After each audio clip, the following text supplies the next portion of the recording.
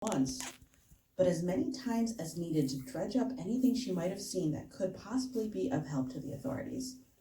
She'd thought her first statement had been detailed, but she found herself adding more today as the police asked her to clarify portions of what she remembered of her kidnapping and captivity. The only thing stopping her from cracking into a million pieces and laughing or crying hysterically was the desperate thought that she'd been helpful to someone. Maybe it had been helpful to her too. But it didn't feel that way at the moment. As she took in her next breath, she opened her eyes and lifted her chin. "I'd like to be kept up to date on the progress of your investigation." She clung to the calm she heard in her own voice. If she sounded sane, she could stay that way. Officer Kukua nodded. "I'll be honest, we can't give you all the details for an ongoing investigation, but I will keep you apprised as much as I can. We'll find the people who kidnapped you." She gave him a smile because it was what was expected. Truly, they both knew her kidnappers might never be found or brought to justice. She'd been plucked from the streets of Singapore on her way home from overseeing a charity event. When she'd regained consciousness, she'd been in a tiny cabin on a cargo ship crossing the Pacific Ocean. She hadn't even known that much until she'd been rescued just yesterday and gotten a look at the ship as her rescuer hustled her to a huge helicopter along with a large group of other captives.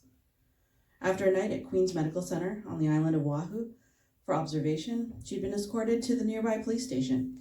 Even with the details she'd been able to add this morning, she'd only been able to give the police information on the appearances of her kidnappers. She hadn't heard any names. It'd be an impossible search without more information. "In the meantime, we've contacted your father." Officer Kukua might have been trying to sound reassuring, but bits and pieces of rationale were crumbling inside her head.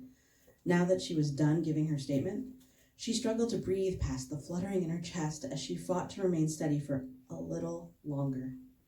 Thankfully, he didn't reach over to pat her hand or make any other comforting gestures. She could keep it together if no one made sudden moves or tried to reach for her. Going through her kidnapping over and over again in increasing detail had left her wrung out and exhausted, mentally, emotionally, and physically. She wanted to cry, but if she did, she'd also be embarrassed. Then she'd yell at herself for having any kind of shame for a perfectly justified reaction, and she'd feel even more out of control as she fell into a spiral of logic versus all the feels. There was more. Intellectually, she knew her captors could have done unspeakable things to her.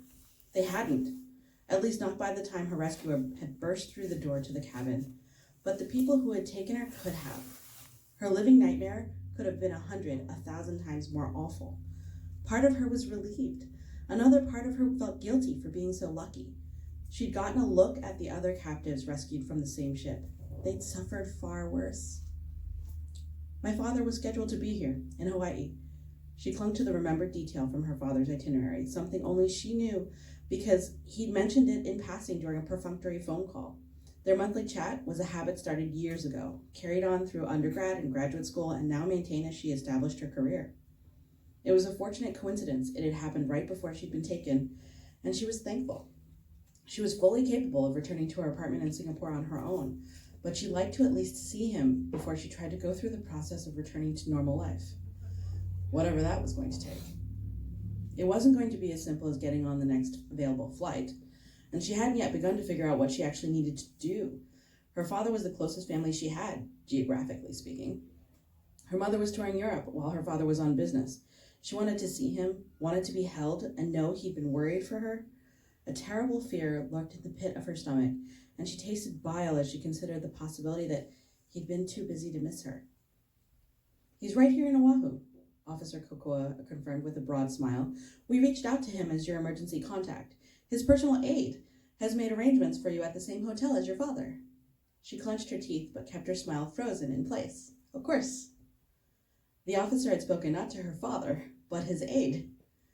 Her father hadn't had time to speak to the police, not even after she'd been kidnapped and rescued. A familiar blend of hurt and anger turned in her stomach to mix with her fear. Perhaps she should have made his aide her emergency contact rather than her next of kin, the head and patriarch of her family.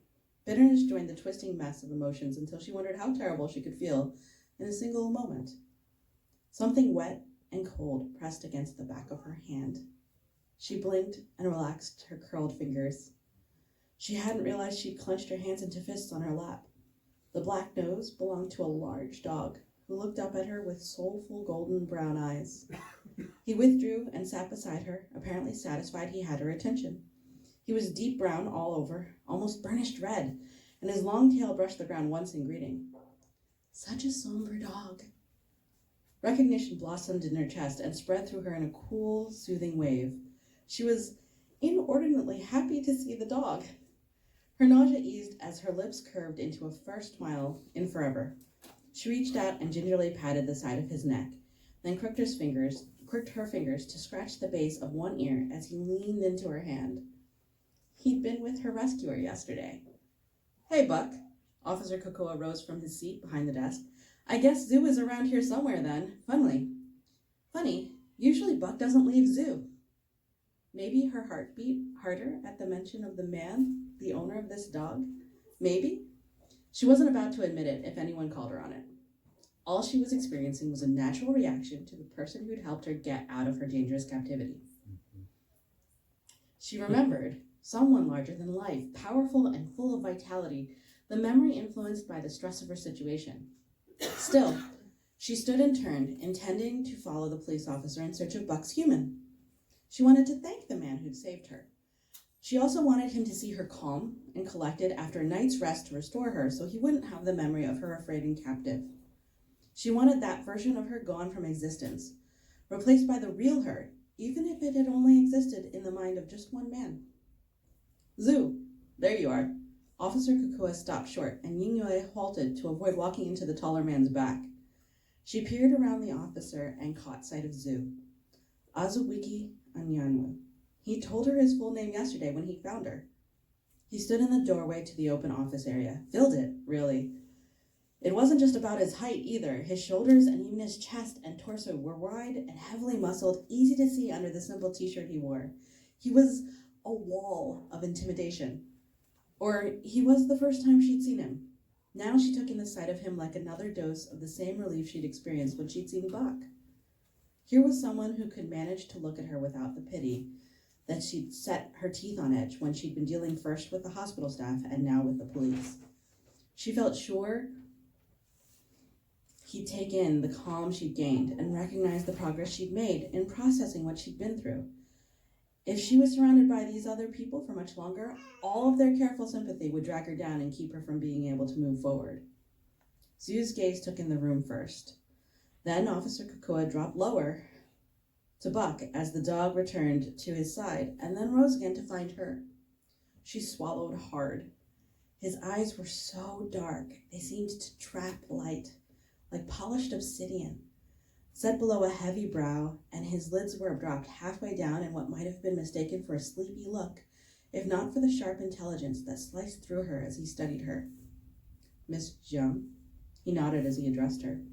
She'd lost her words, despite all the thoughts running around in her head, so she opted for a nod and greeting rather than have something crazy pop out of her mouth. Yeah. Officer Kukua stepped to the side so she could walk forward unimpeded. We were taking her statement now that she's been released from the hospital. Zoo made a sound of acknowledgement. He hadn't said much on the helicopter ride back from the cargo ship either. Questions bubbled up. She still wanted to know why he and his team had been out there in the middle of the ocean in the first place. Had her father sent them? Had someone else? Who was he? Here was something, or rather, a very interesting someone, to focus on rather than the questions people had been asking her. Are you here at the police station often? She snapped her mouth shut. Of all the questions she had in mind, that hadn't come out sounding anywhere near as composed as she wanted, or even relevant. His severe expression didn't change. If anything, he seemed to scowl. No. She stared at him. He stared back. Okay, then. I checked in at the hospital with the other people rescued from the cargo ship, he said finally, and the hospital said you'd come here to give your statement and wait for family to pick you up.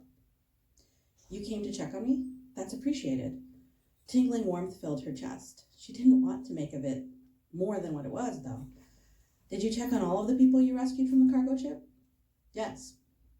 Disappointment extinguished the warmth in a tepid splash.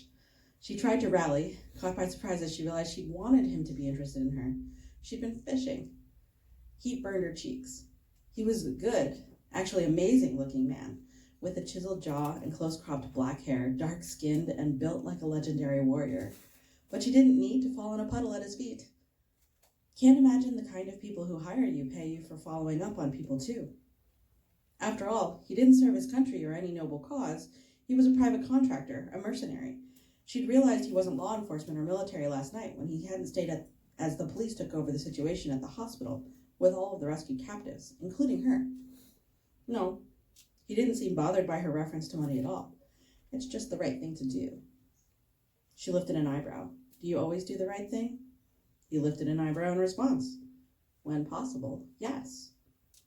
She mentally checked herself hard. She'd been headed down a haughty, judgmental path to hide from her embarrassment. Not only was she not attractive to him, she wasn't liking herself much either. She felt worse than off balance. She was oscillating in unexpected directions, emotionally and mentally, and what was coming out of her mouth either didn't make sense or wasn't what she intended. She was a better person than this. Not that he'd find out at the rate she was going. Officer Kakoa cleared his throat. Hey, Zoo, can you escort Miss Young over to her hotel? Her father's people said accommodations have been reserved there for her. Of course. Not only was her father too busy to come and check on her, but his aide was too. Considering what she's been through, they didn't want to send a car, so I was going to drive her over, the officer continued. But they wanted to personally thank you too. Her father's aide will be waiting for her at the hotel with some things for her comfort. Zoo wasn't looking at Officer Kakoa as the man spoke. Instead, Zoo was watching her. She lifted her chin. I can go to the hotel on my own. She was 32, and before this insane kidnapping had happened, she'd been an accomplished community investment professional with a background in grants administration and nonprofit capacity building. She'd been establishing herself as one of the best in the fields of philanthropy and social innovation. A simple taxi ride to a hotel was no big thing. You could, Zoo confirmed, but given recent events, it makes sense for me and Buck to give you a lift. She opened her mouth and closed it again, undecided. Now that he'd said more than a couple words at a time, the deep resonance of his voice distracted her. She felt it all along her sternum, pulling at her, and she wanted to hear more. And even if she could do just about anything she needed on her own, she didn't particularly want to just yet. It didn't hurt to accept a ride.